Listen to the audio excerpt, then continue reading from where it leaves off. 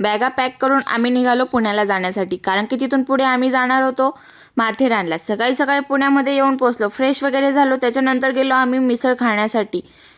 मिसळ वगैरे खाऊन झाल्यानंतर भैयाला यायला टाईम होता, तर मग म्हटलं मंदिरात जाऊन येऊया. भैयाची गाडी घेतली आणि आम्ही आलो थेऊरच्या चिंतामणी गणपतीला. गर्दी होती भरपूर अशी, पण तरीही आमचं अर्ध्या पाऊण तासामध्ये छान सुरळीत दर्शन होऊन गेलं. मंदिर एकदम खूप छान वाटत होतं मंदिरामध्ये. तिथून पुढे गेलो आम्ही भुलेश्वर महादेवाच्या मंदिरामध्ये. मंदिर तसं प्राचीनच होतं, पण तिथे आतमध्ये गेल्यानंतर एकदम मनाला शांती लाभली.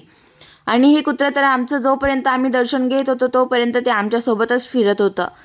शिवूंच्या तर जसं काही सोबतीच होऊन गेलेला होता तो.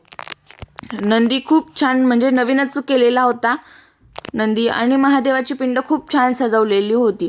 आणि आता शंभूचं एकच नवीन चालू झालेलं आहे. जिथे काही असं कोरलेलं दिसेल तिथे शंभूला पाया पडायच्या असतात देवबाप्पा म्हणून त्याने पूर्ण मंदिराला असा चक्कर मारला होता. तर चला भेटूया आता उद्या माथेरानच्या व्लॉगमध्ये. तोपर्यंत बाय.